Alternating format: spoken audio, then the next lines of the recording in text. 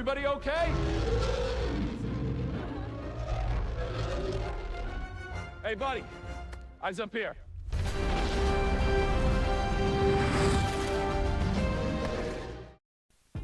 Superman returns, but not as a brooding armored crusader, but as a beacon of hope, color, and humanity. James Gunn's 2025 Superman shakes off cynicism and welcomes us into a vibrant, heartfelt world once more.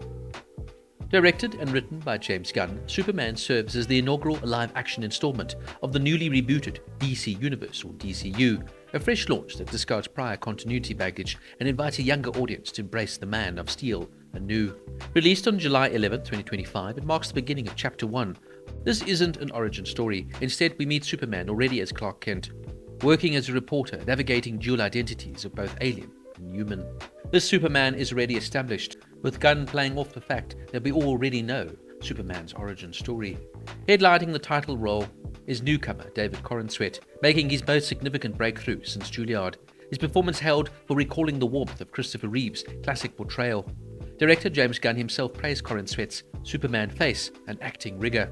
Rachel Brosnahan, beloved for the marvelous Mrs. Maisel, injects Lois Lane with sharp wit, grounded strength, and undeniable chemistry with Superman.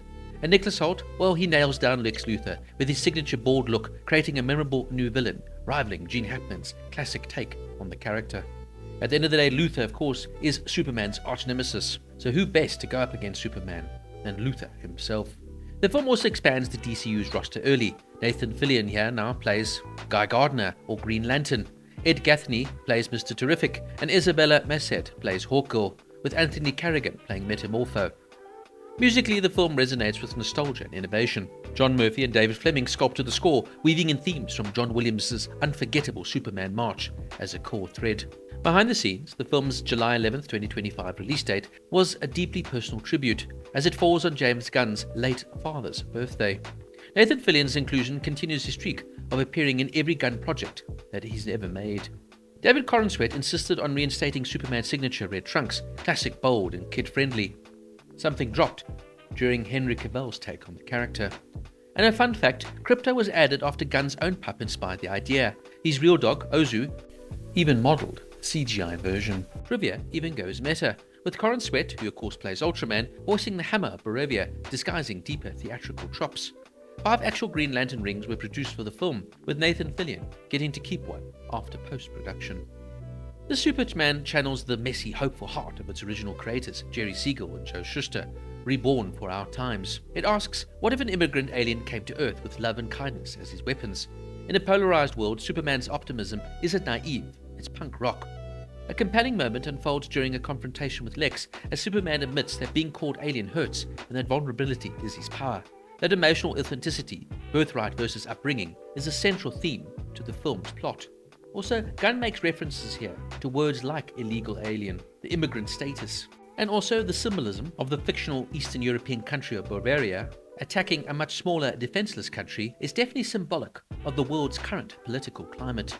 Gunn is clever though, the way he loops these type of darker, deeper messages into an overall fun and colourful movie. Now I found Superman to be a real return to the classic dynamic we needed. At the end of the day, Superman is the first original superhero. Created, as I mentioned earlier, by Siegel and Shuster, he was written as a character that brought hope, that lived to the ideals of a better world, who was all-powerful, all-conquering, yet kind, generous, and extremely caring. And for me, Gunn brings that back successfully. He understands the origins of this character and understands what Superman is to the world. Bright, colourful, kind, caring, and always striving to do good. This is Superman as we need him to be. The hope incarnate, rather than the broody, reluctant hero. James Gunn understands Superman is not Batman. He's daylight to Batman's night. He's messy, convoluted stories, brim with humour, flaws, misfits, humanity. But here Superman is imperfect. He's frail, relatable, and yet it works so well. David Corenswet fits the role like a glove. He's earnest, charming, tall, dark, and handsome, and invokes Superman's roots anew. Also, having John Williams' theme back is such a gift. Synonymous with the character, it's an iconic theme for an iconic story. Corenswet's chemistry here with Rachel Brosnahan is electric. She brings her Mrs. Maisel spark to the role, fast-talking, tough and real, yet loving and caring, determined, and just as much Superman's equal as his partner. Nicholas Hoult as Lex Luthor eventually won me over. Initially I wasn't sure on the casting, but Hoult's charisma and determination to make the Luthor character his own, while also being influenced by Michael Rosenbaum's phenomenal take in the Smallville series, eventually does the job. Luthor represents genius. It's the battle of brain over brawn. The dynamic here works beautifully.